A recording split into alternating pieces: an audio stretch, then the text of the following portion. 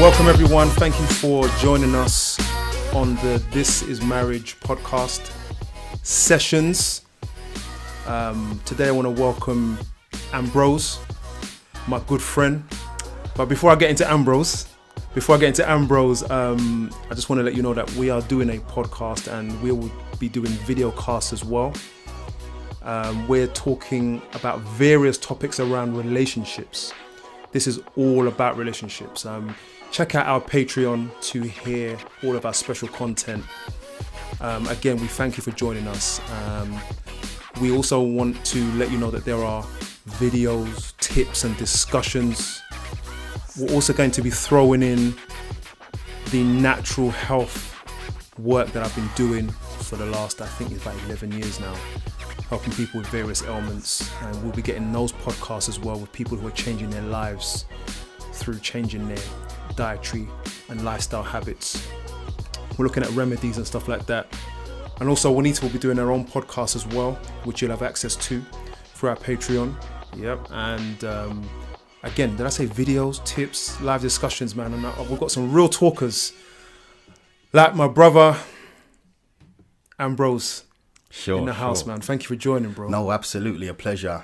Always good to sort of connect with other sort of fellow fathers, husbands, so on these deep issues, really. Yeah. So let's get into it. Lovely. So today, bruv, we're talking about fatherhood. Yeah. We're talking about fatherhood, and really from the angle of what makes a good father. What makes a good father? Is there any such thing? Yeah. In my opinion, becoming a good father develops over a period of time. However, how you not really necessarily perform as a father, but how you kind of deliver as a father ultimately is determined or is impacted by one's start in life.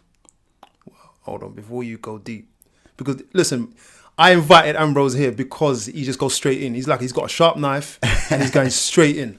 So wait, we're talking about fathering and fatherhood, right? Absolutely. From a man's perspective. Sure. And and you've been married for now almost 15 years. 15 years. 15 years when now? May. So May gone. 15 years. Right. Gone. Yeah. And you have, how many kids? I got 4 kids. I have a 12-year-old. I have twin girls, which are 12 years old, and a boy, a last boy, which is 8. Yeah. 4 kids, man. Yeah. 4 kids, and I tell you, we got stories to tell because as we're being real about this, as men and fathering, what I grew up with, before I became a father, just before I became a father, because when we got married, it was about a year after. Yeah, I had a belief system that I was going to stick to. Yeah, and I know you're going to come shake me up right now because we got stories to tell because. There's so much into this. Yes. There's so much into this. And we're also looking at mental health as well. Oh, definitely. We're going to touch on it. We're going to touch on it. Because I think the two go hand in hand. Right. I think to be a rounded individual, it will always have an impact, or how you are as an individual will always be determined by your mental state. Wow.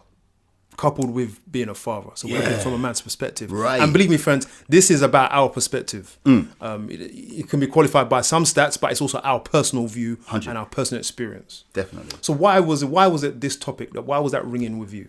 Do you know why? Because I speak to a lot of fathers, a lot of husbands who actually who struggle. Yeah. Who struggle to be not only good husbands, but to be good fathers. Yeah. And primarily because a lot of the guys that I speak to, whether they're married or in a long-term relationship, they have come from sort of backgrounds whereby they never had a good male A lot of our friends, don't it? role model. Yeah. A lot of close friends of mine. Yeah. You know, have know of their fathers, but never really had, you know, that good kind of start. Yeah. In terms of preparing them for fatherhood. Yeah. So what you find is a bit like myself is we have kids. We don't plan to have kids. Talking from experience, not one of my children were planned. I never, and I think even to date, I never once sat down and said with the missus, how many kids are we gonna have? I mean, however, I know one thing for sure. Yeah. And that is I don't want any more. So I mean, my family is beautiful family. Of course, all day. Yeah, man. But we have issues. Yeah. We have issues, man. I really feel impressed on this topic purely or primarily because longed for a role model. Yeah. Did you see how that was impacting you? Not at the time. Did you long? Have you? When did you become conscious that you long for it? And do you still long for it? Interesting. Two questions. Interesting. So when did I realize? I probably realized when I got to my early teens. If I'm honest, got to my early teens, and I realized. See, my mother was very kind of old school. Yeah. In her parenting. Yeah. In that, you know, if I don't know your friends, and I don't know where you're going, you ain't going. That's me. Yeah, that was us. Yeah. Yeah. That might sound foreign or strange to many. Yeah. But the point, the fact of the matter is, I somewhat lived a very sheltered life. The problem with that is, you get to a certain age where you then begin to live life, and you then live life in a way that kind of, in very often, most cases, it's kind of reckless. Yeah. And that's why, sort of thinking back, I kind of would have appreciated that father figure to kind of help to pave the way. Do you recognize that you wanted that? Was that a conscious thing that you were, when you say it in your teens you realized? Yeah, I was longing for it. Yeah. I was longing for it, if I'm honest. But when you don't have something, you don't know what you're missing. That's right. So you see, do you, just to sidetrack, do you see that playing out in other young men's lives? Oh, 100%. What's your conclusion? So if you look at life now, and you look at young people. All right, so say for example, let me look at my 14-year-old now. Yeah. My 14-year-old son, he craves my attention. Yeah. He craves it. Yeah. To the point where, because I never had that experience, sometimes I have to pinch myself to ask myself, is this normal?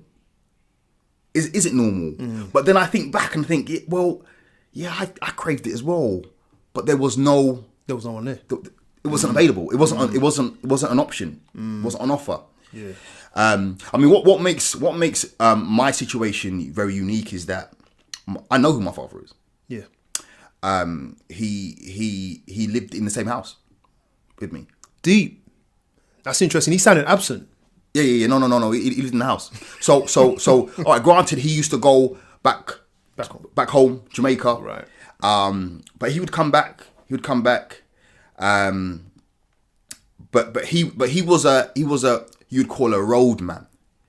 He had a very roadman mentality in that he didn't quite he didn't fit into a family kind of family setting that was just there. It was strange. It was almost like he lived in the house but wasn't a part of it. Now again, that sounds weird. A real odd piece of the puzzle. Right. And I struggled for a long time with, as I got older, with why my mum put up with that. Do you know, Wow. You see, this is what happens when I talk to you, because you just open up a can after a can. You know what? I was listening to the radio the other day, and a professional made a point. All I do is listen to radio. And this professional made a point to say that presenteeism, absent mothers. Yes. So I've got some stats here. Let me throw this out, right? Sure.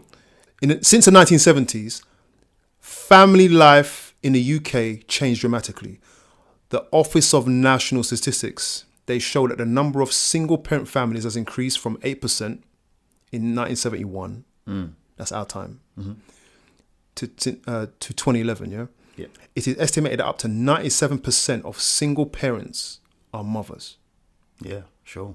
Yeah, which means that a large number of fathers are non-resident. Yeah. Yeah.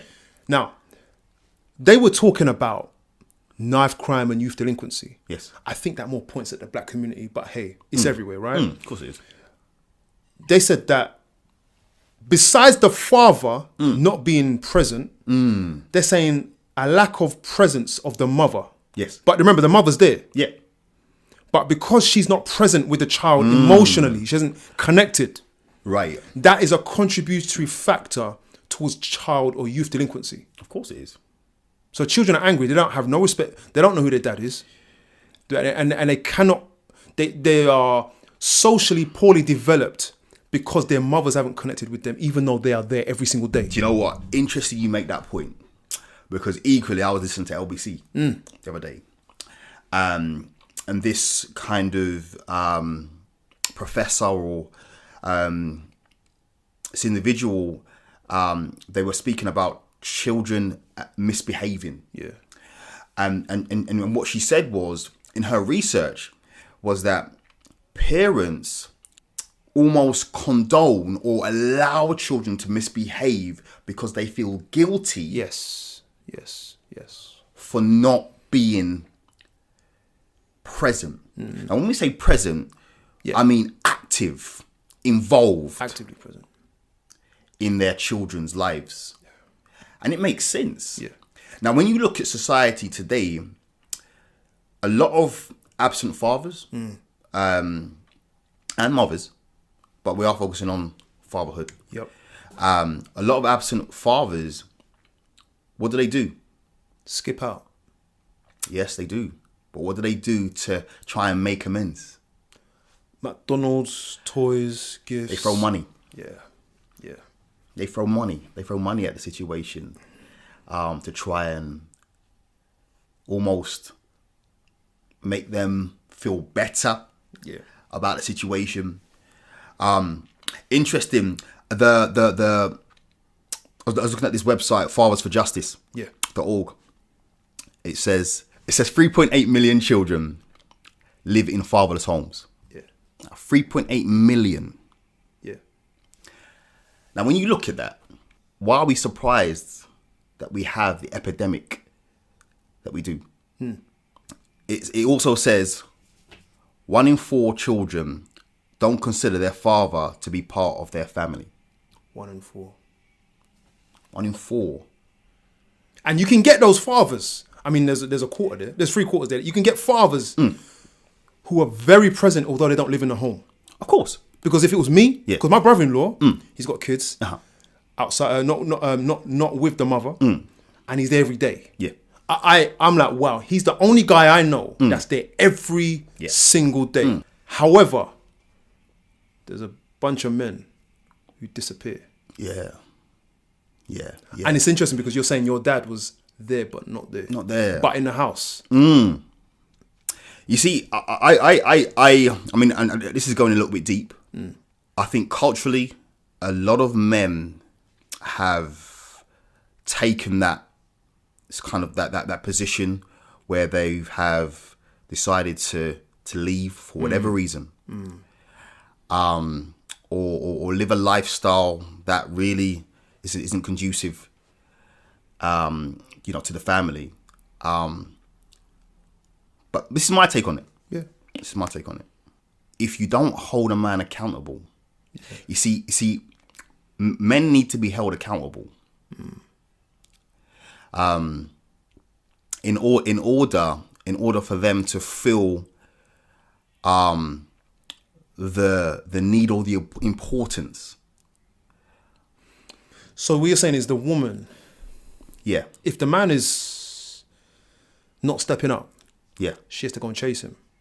No. How does she hold him accountable? You see, you can't. She's got to chase him up. All right. So this is what society does. Society says, okay, it's almost okay for a man not to be active in the child's life, but take him to the CSA. Yeah. That's all the CSA cares about, right? Yeah. Just make your Take him payment. to the CSA. Yeah. Make him feel it that way. Yeah. Almost as though it's a Like a punishment, right? right. So now, most men that I've spoken to that have been taken to the CSA become resentful. Yeah.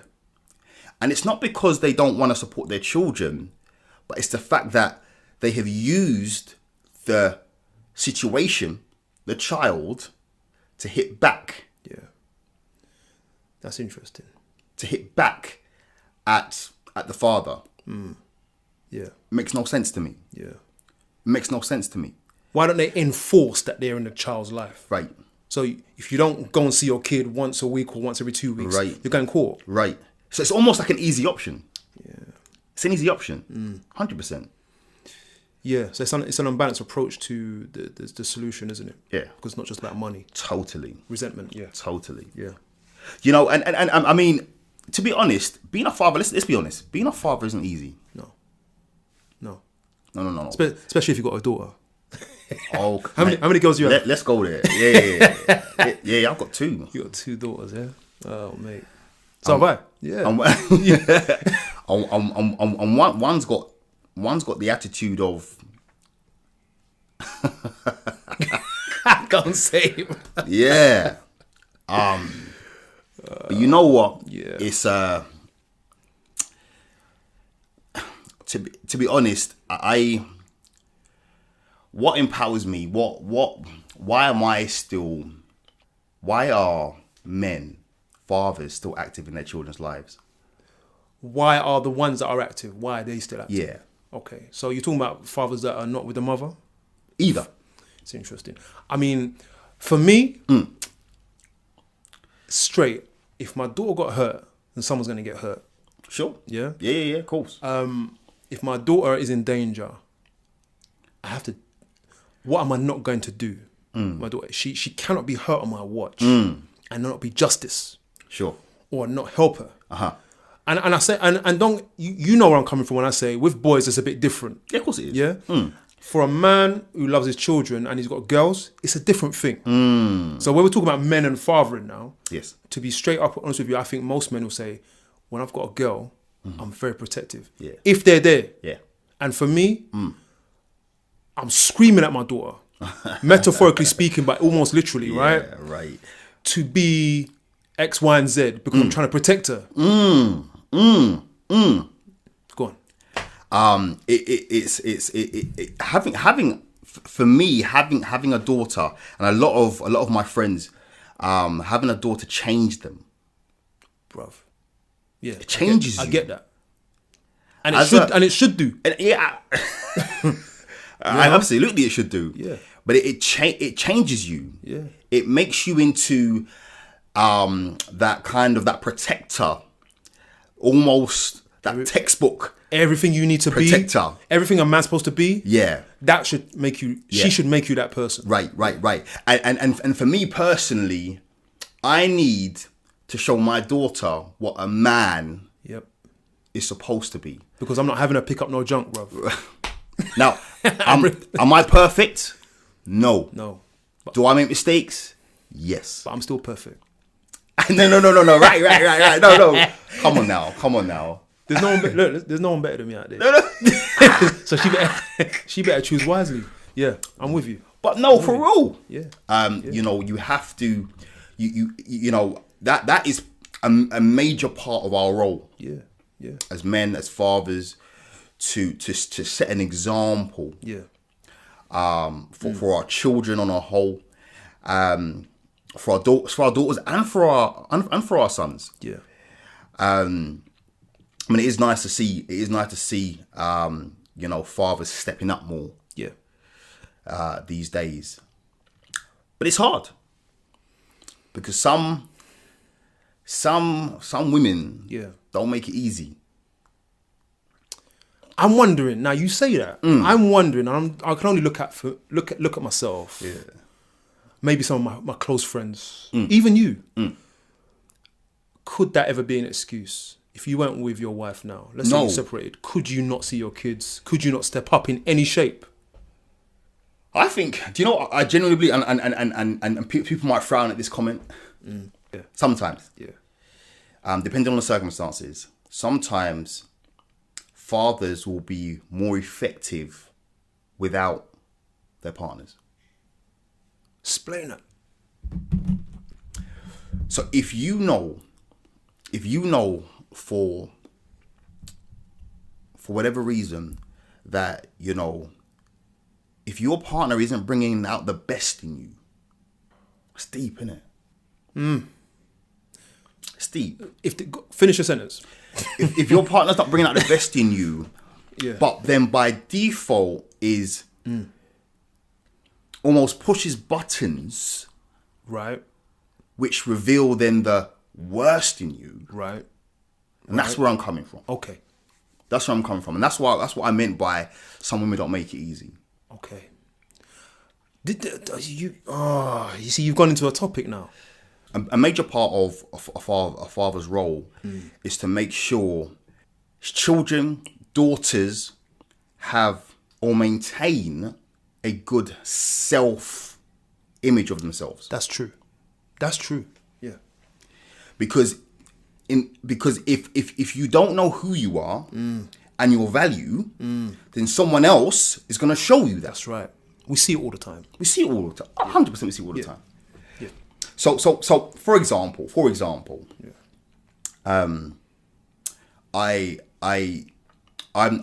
all for the natural. Natural hair. I'm not big in makeup. Straight. I'm not a makeup fan. Yeah. Beauty, you're beautiful as you are. Yeah.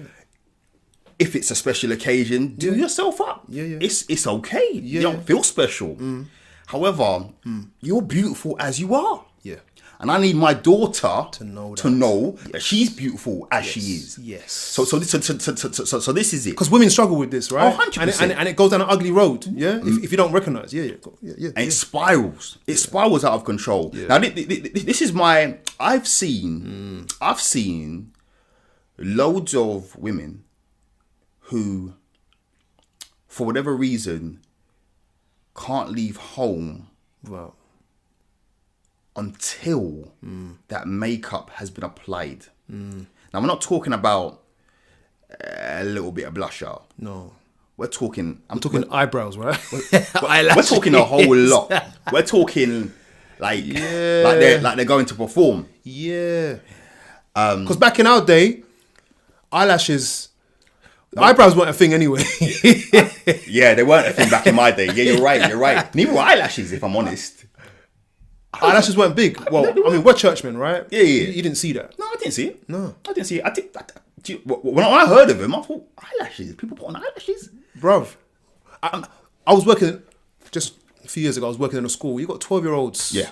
Can't leave home without it, yeah? Yeah. Yeah, as you were saying, man. So this is the angle I'm coming from. This is my point. Our children, daughters, for example, now need to know their self-worth. Yeah. And you know what we're competing with? Instagram, Snapchat. Yeah, of course. So I think those two apps primarily. Of course. And YouTube, because this is what you need to look like. Yeah, and this is perfection. Yeah. But I suppose, don't forget, I'm not gonna be a hypocrite now. Back in the day, when I was younger and immature and underdeveloped, I went for these chicks. Interesting. No. I went for these chicks because at the end of the day, if she looked like a model, then you know what? I'm gonna get the approval from my peers. Did you see her as a wifey? There you go. Now you went there. Right. Like Okay. seriously. Yeah, and that's it, right? This is what we're talking about because we know what we don't want our daughters to be. I don't want my daughter to take up with a guy who sees her as a model. And that's I want him to see her as a wife, right? hit the nail on the head. Respect. That's the point I'm making. Right, I know. Sorry, I took it from you. Self-respect. Yeah. And some people don't know what self-respect is. It's about it's about how people speak to you. It's about how people kind of perceive you, how they observe you, how they do you know what I mean? And how they kind of almost then put you into somewhat kind of a category rather than accepting you for who you are. I mean, I think the danger is I mean my girls are beautiful. Absolutely beautiful, and I even became a little bit, and I sound a little bit old fashioned. Even when to do the nails, I was like, it's a bit too early. It's a bit too early. It's a bit too early to be allowing them to be exposing them to this. Yeah, I do sound a bit old, but the problem is, you see, once you start on this road, it doesn't end there. No, it doesn't end there. You're preaching my words. This is what I preach in this house. Yeah. And yes, and you listen. Any real father out there, any real father that loves their daughters, will understand and see the effects of this. So me and the missus, she don't see it quite the way I see it. Yeah, because she's a woman. Yeah, but because she's a woman. Yeah. Now, take me out of the equation. Take the father out of the equation. Yeah. Go on. I promise you, a lot of, not to say that the missus ain't got principles, because she has. It's just different. But her parenting style is different. Yeah. You need to. You need to. Yeah. You do need to. And the values that I have as a man, looking at my daughter, and looking at the things I used to see as attractive, and what I did to those things, and now I'm looking at my daughter, I'm really screaming out. In fact, I'm dragging you by the scruff of your neck. Yeah, listen, come this way. This is the way. And my daughter's looking at me like, "What are you doing? You're going down a different path. I'm not interested." And my wife might at times go, "What's your problem?" But I'm a man. I know what I'm talking about. Yeah. You see, what we see is very different. We see things very different to how. Bruv, let's hit it on the head. Yeah. So, sorry, I'm on what you're saying, right? Yeah. We see. I've told my daughter this. Yeah. I see that a guy's not going to understand you and think that you're a commodity. Come on. And he's just trying to get in your knickers. Yeah. Can I say that? Yeah. I'm thinking that a guy's not going to understand this stock. Yeah. He's not going to know your values. He's not going to know where you're coming from. No.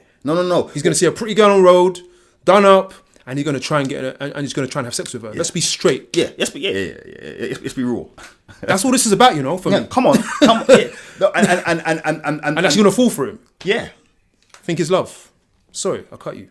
Yeah. You got me started, man. Yeah. Because what do kids know? Kids only know what they're told, what they're taught, or what they absorb from TV, social media, XYZ. I remember when my eldest was 14. She's 16 now. She's 16 just the other day, last week.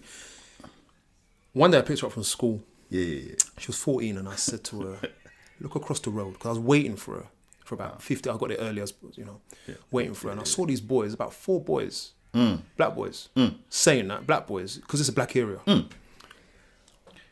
Across the road. Now, she goes to a girls' school. Okay. So that's why I'm like, what are they doing here? Right? So I sat in my car waiting for her. She knows I'm waiting for her. She's taking ages because she's just chatting to her friends and that. Fine.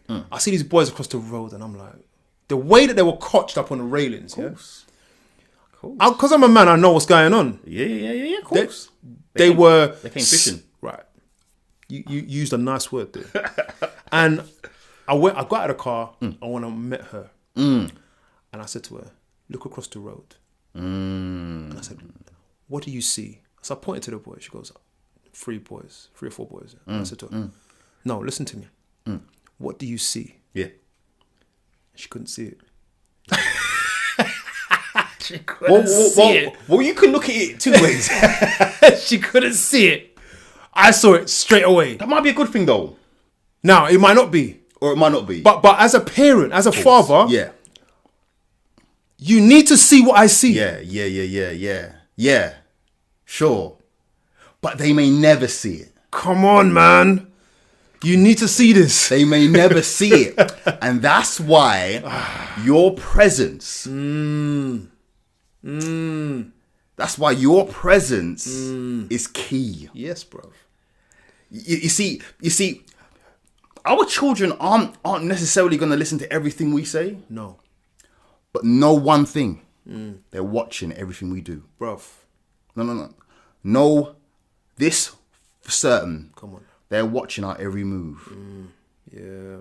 And that's why I say a little bit controversial. Yeah. That's why I say sometimes if the relationship is toxic, Yeah. We're teaching them. we're teaching them that this model is somewhat acceptable. And I'm here to say that it's not. If the two of you don't make one, Yeah. And you done open another. yeah. Because as we're parenting, it's not just our daughters, our sons. We'll come on to the sons in a second. 100. But as we're parenting, because for me, the daughter talk might be a longer talk because this is we're men, Yeah, right? of course, yeah. It's a lot more deep rooted, yeah. The way you resolve conflict, the way you resolve your conflict, the way that she talks to you. Well, you mean you're gonna have him up in front of your kids? Yeah. You mean you're gonna talk to her like that? Yeah. Man don't know he's teaching his daughter how it's gonna go.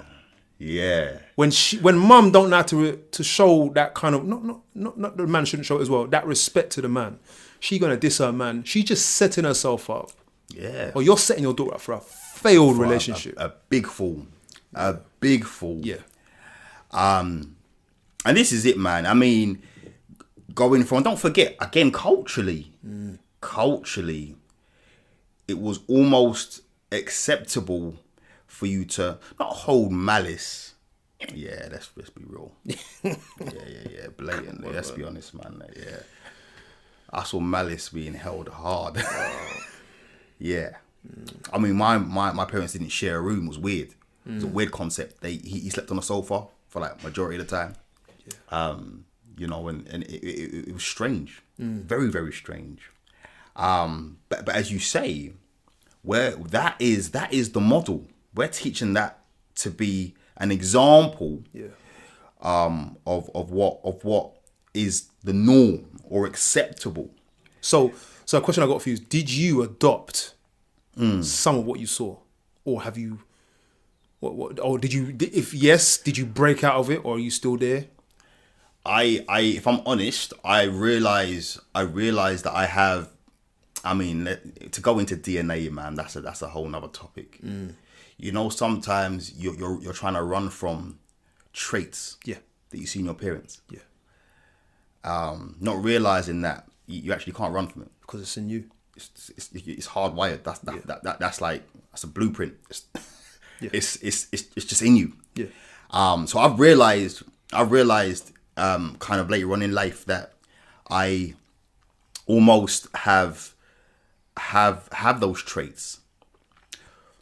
But because I'm aware of it, and I'm aware of, you know, who my parents were, I'm able to combat it.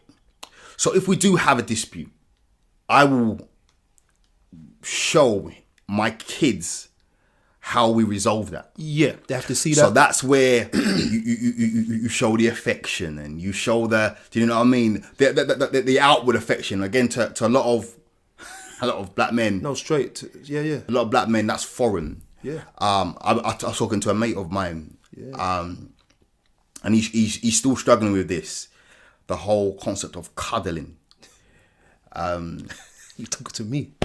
That's what I used to be. Cuddling is it's almost like a weird concept. It's like a foreign, but you see, they what you don't realize that by not embracing this or seeing it as, you know, alien. Yeah. Again, that's a negative picture that you're painting for your children. Absolutely. It's normal to show affection. It's normal to kiss your wife. Yeah. That's normal. It's normal. Yeah. Again, I never saw it though. Yeah. How do you then do? You know, and like, you probably didn't see it. And if you did, It was like McDonald's. McDonald's back in the day was like rare. yeah. It was like okay, I saw you kiss when you got married. Maybe. Yeah, nah. Well, I mean, I'm coming from a generation. I mean, this is getting to another topic now, but I'm coming from a generation that tried to survive. Yeah. To get through life, it had to be hard. Of course, yeah, I hear that. And so, we've done a video on some of this, right? But Yes, you yes. know, guys, check out our YouTube video still on with Ambrose, myself, and Kelly. Deep talk, real talk on the past and our presence, a past and our present, and how our past is played out. How do we hold these people accountable? And this is really kind of where we're going. As words like my dad. When I know he and I spoke the other day, Yeah. about something quite deep about this topic, and I recognize as much as he's supposed to be there in a certain way. Yes. And I said, in having a discussion with him, I told him, I said, I'm going to tell you how I feel. Yeah. You do not have to apologize because I'm not trying to forgive you. I just want you to know Yeah. that in certain things you weren't there. Sure. And he told me why I wasn't there. I had to take it because it's, number one, it's in the past. Yeah. Yeah. Number two, for my own mental health, I had to forgive. Sure. And number three, he helped me make sense of why he couldn't be there that way. It almost kind of brings a degree of closure. Well, the thing is, I had the closure before I spoke to him, Okay. which informed how I approached him. Yeah. I didn't approach him with no guns. Oh, yeah. I didn't need blood. Yeah, cool. I had already resolved most of it. So my parents couldn't show me what I needed because of where they were coming from. Can I get angry about it? Yeah. But I know, look at my mom. I know a lot of my mom's story. I'm just thinking, what was you going to do? Yeah. How did we make it? Yeah. How did you wake up? Yes. What Yes. woke you up? What was your, do you know what I mean? What was your journey of waking up? How did you wake up and say, I got to be a great father for my daughter? Do you know what? It was for me. It was reflecting on what I was very aware that I never had. And interesting. It's deep, man. My younger sisters are also affected by it. I mean, the family is affected by it. Yeah. You know, it's not just me. You know, it informs so much. A lot of decisions we make in life is influenced by you know, the parenting Yes. that we receive. Yeah. I mean, you touched on mental health. Yeah.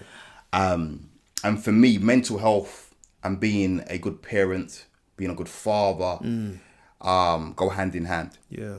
In my view, you know, the statistics out there kind of reveals that 1 in 4 people in the UK will experience mental health problems each year. I mean, my take on it is okay. Granted, this 1 in 4 figure is probably a figure based on cases that they have that have been reported. Yes. Yes. Yes. I'm here to say it's a lot greater than that. I'm gonna say 1 in 2. Look, bruv, come on, man. I mean, we spoke about this the other day. I'm gonna say 1 in 2, man. It's got to be. What's reported is never the whole. Yeah. Yeah. A lot of people on the side living with madnesses, yeah? I mean, we're talking about anxiety. We're talking about depression. We're talking about, you know, these psychological kind of disorders that impact your life in such a way that affects how you are as a father. Yeah. And considering a lot of boys or children growing up without a dad. Yeah. that's got to have an impact Has to. on your mental state. It's got to. It's got to. I mean, how it's whether or not you identify with it being a mental or a psychological issue. But we're all scarred. All of us. All of us. We're all scarred. Some are scarred more deeper than others. Yeah. Granted. Yeah. But one's mental state does impact how effective you are. It's interesting you mentioned that. I mean, I think I forgot my point. It was a good one. I'm doing two things at once. But no, it's... Oh, here we go. The interesting thing about it is these boys that have parents who are not present or no fathers, Yeah. they get married. Yeah? Oh, wow. Yeah. Yeah. Yeah. And it's interesting to see how that ravels out. Yes. How that plays out with their daughters and their sons. Massively. And if you don't mind bringing it back to your father, because you're the guest, I'm talking about you. Yeah. No. It's funny, because funny you say that. It's come back to me just now. Yeah. I was told that my father experienced something traumatic. Yes. When he was young. Yes. So being made aware of that, could he have done any better? What do you think? When I asked Ambrose, You know what?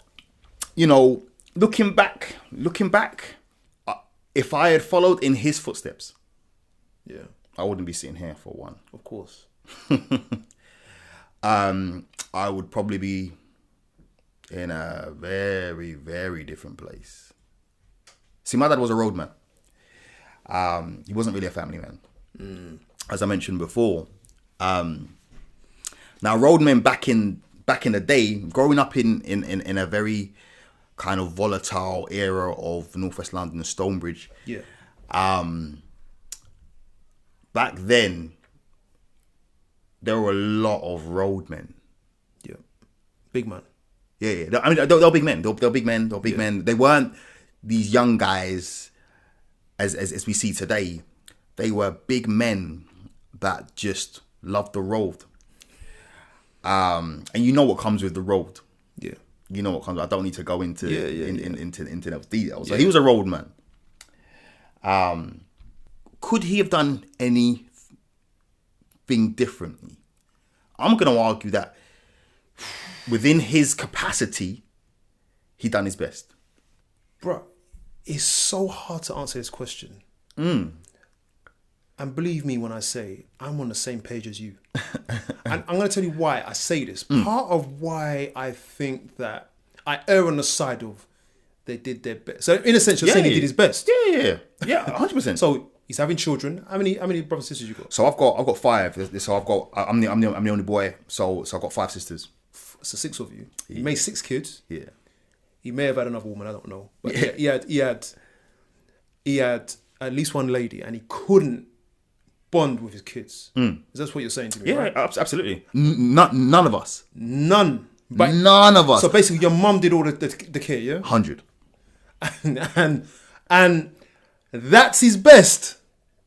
Like think about it for a minute. That's his best. And you have to say, brother, you're not a lightweight, yeah. You're not a lightweight brother.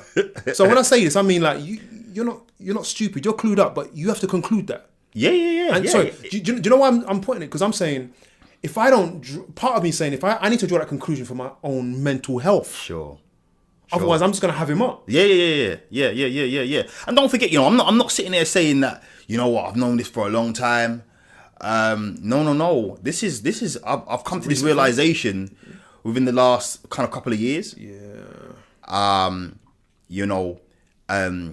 When I said literally, man, when my dad got to a certain age, and this is when I realized, I think this is when it kind of hit home for me. When I had kids, so technically his grandkids, Yeah.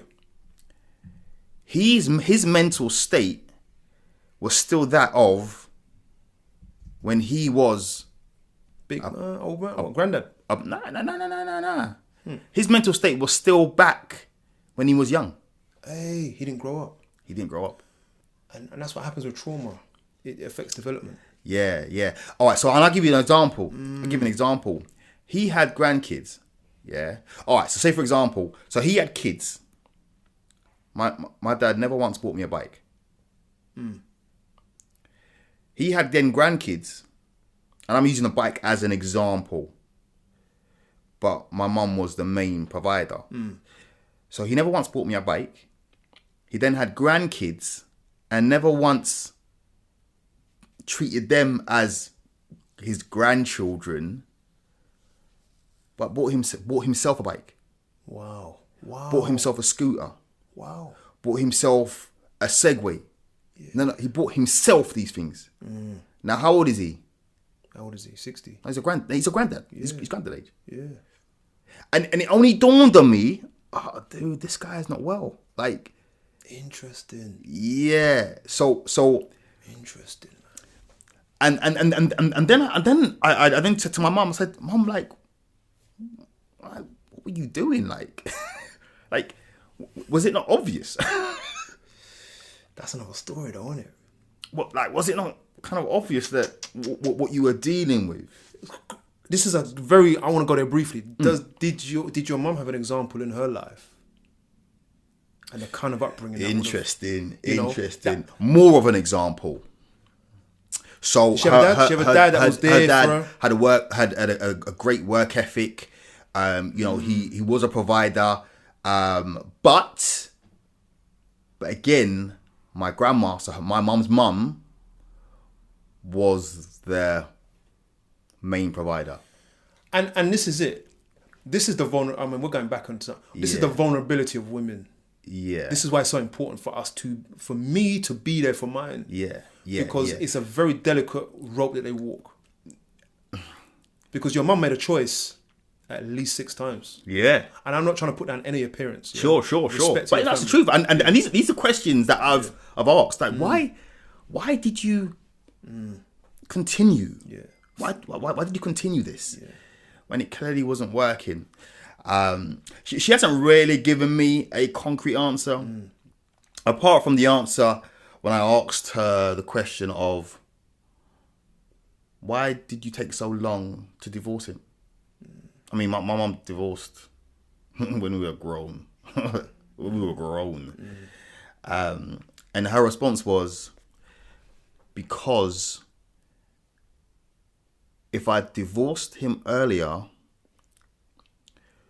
potentially you would have drifted towards him and develop his mannerisms. Oh man, it's a complicated world we're living in, bro. Yeah, this is serious. And even to this day, that doesn't make sense. So she's trying to protect you. Even to this day, that doesn't make sense to me. But I accept. It makes sense to her. I accept that it could only have been for love. Yeah. Love for us. Yeah. Yeah. You loved us so much that you almost sacrificed your life. She did. Yeah. Because the whole topic of why does a woman carry on in something that's not right or abusive is a big topic in itself. Of course it is. But that's a whole nother. She did, but again, you have to look at her and say, and now you're looking at her and you're saying she gave a reason, although it doesn't sit well with me necessarily, or it's not comprehensive. Sure. She gave a wholehearted reason. Yeah. I did this for the greater good. Here I am. I got 6 kids, but I did this for the greater good. Yeah. Right. But your dad's capacity. Yeah.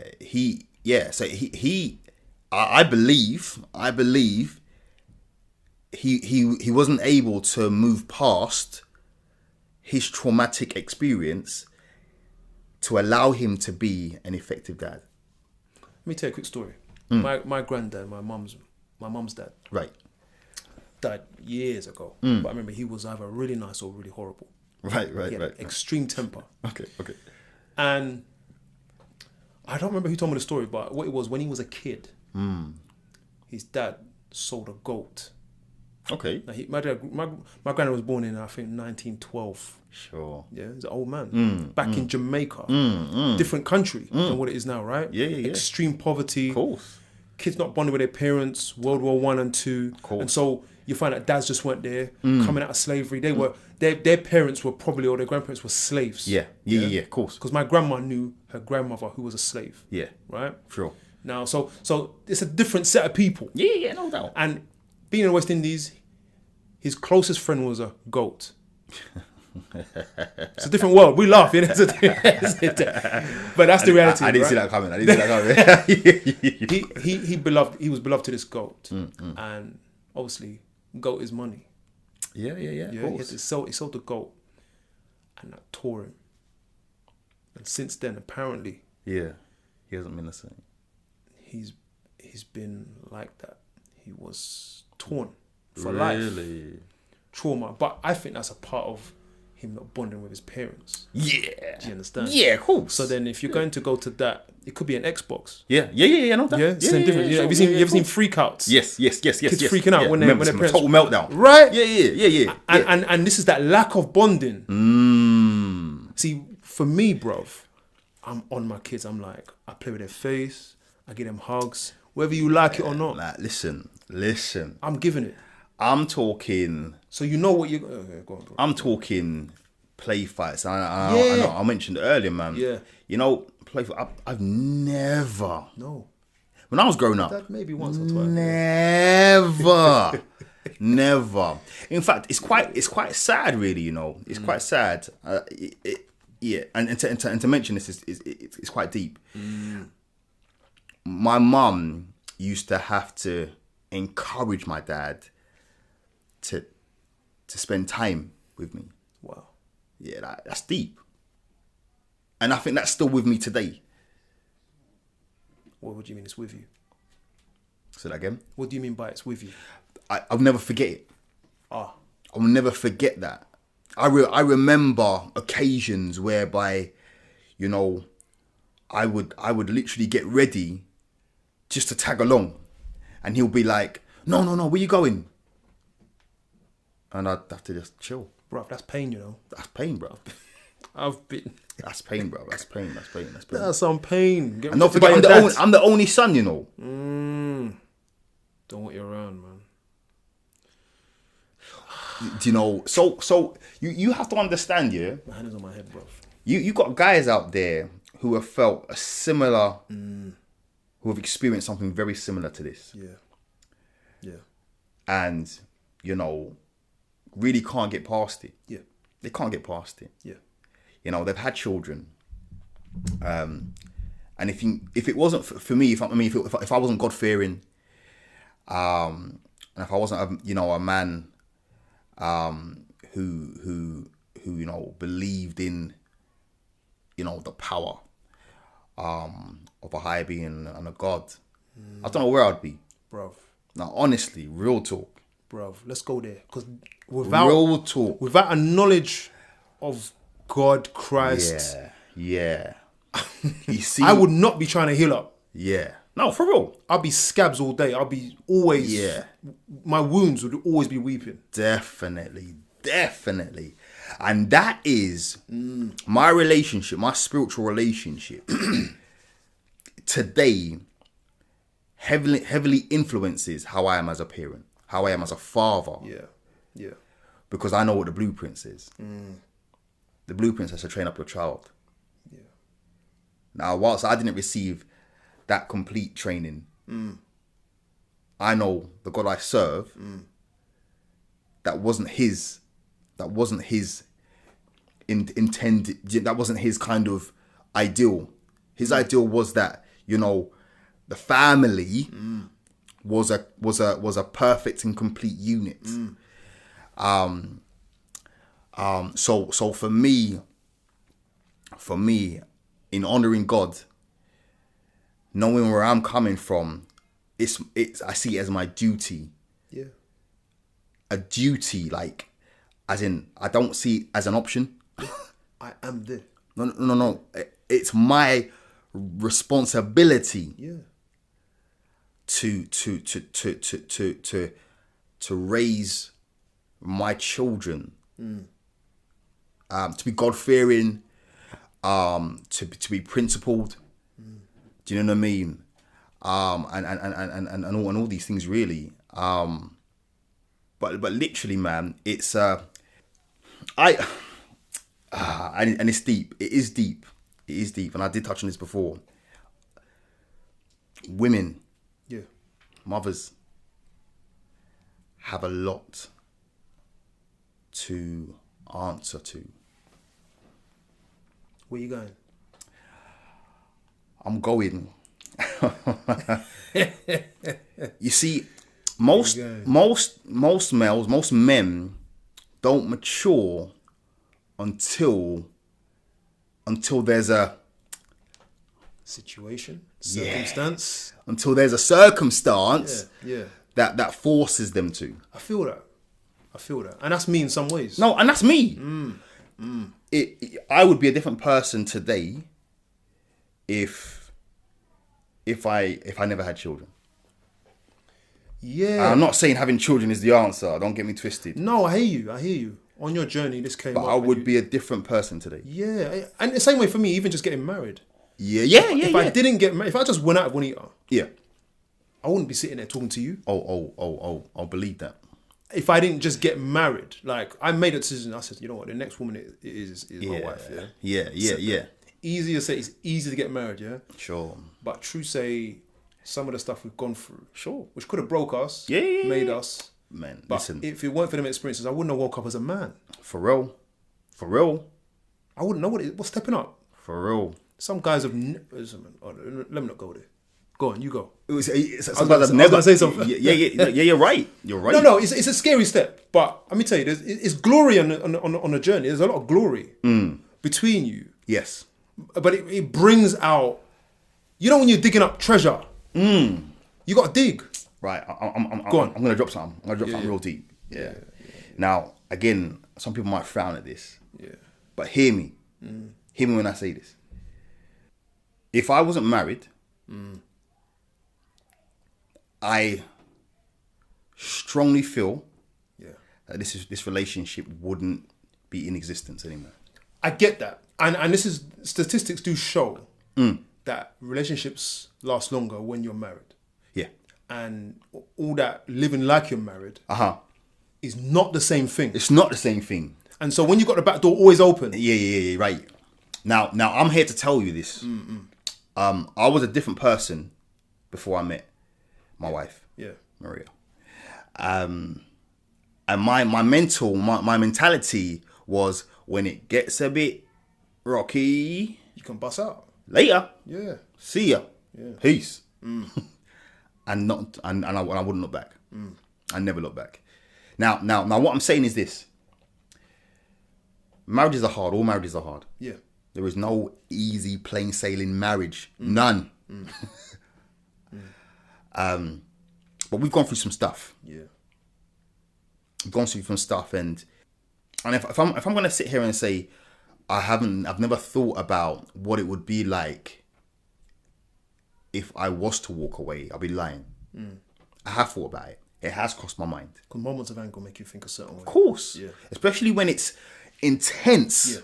I thought that a form of me would kind of step in and think, well, you could just walk away. And that's what I mean by we wouldn't be married anymore. Yeah. We wouldn't be married. If I wasn't married, I doubt this relationship would still be in existence. And throwing something in there as well is, I don't think you can grow in love and grow and build something that is awesome without passing through. Right. You almost That have fire. to. Right, exactly. You almost have to. It's a strange thing.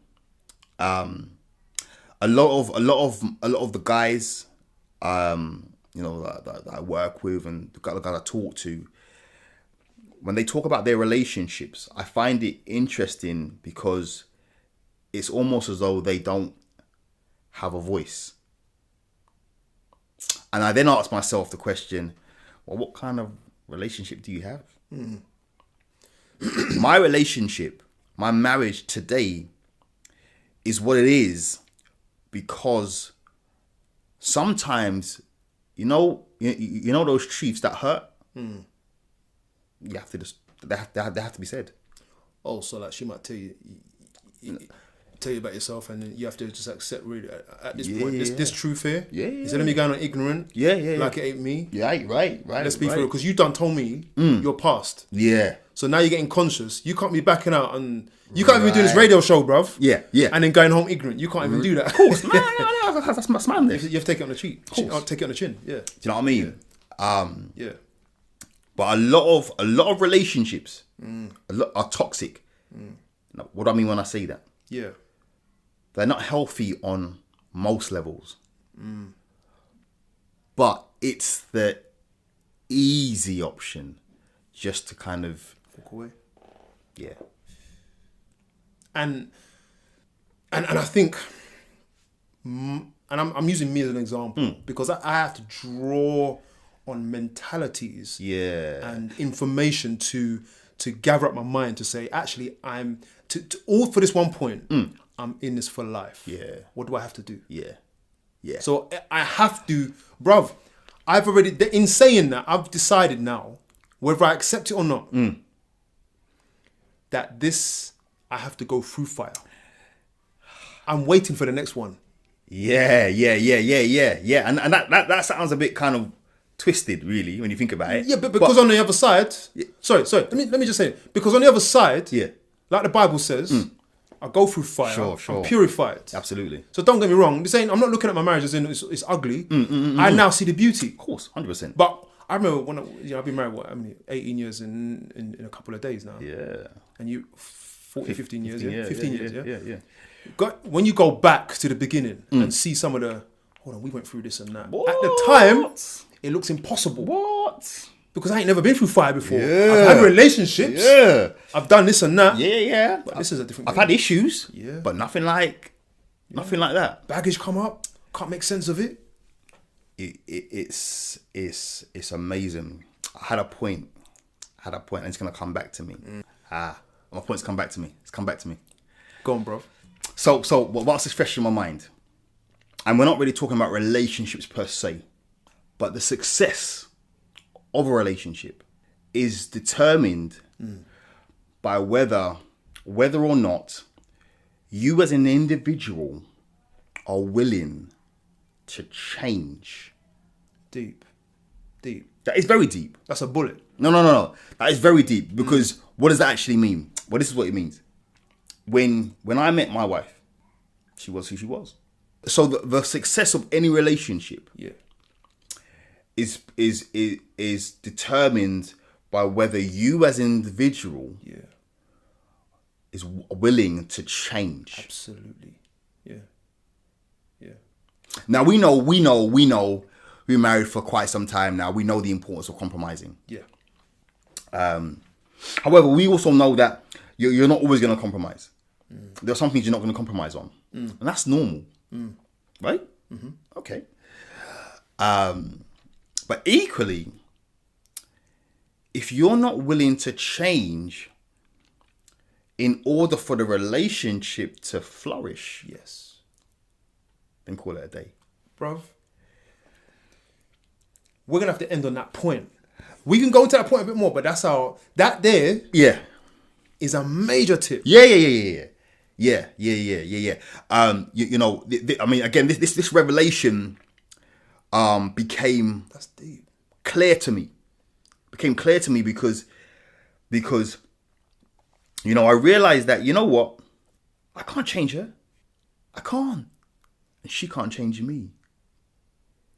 However, Unless you want to. I can change. I can change. And again, bringing it back to fatherhood.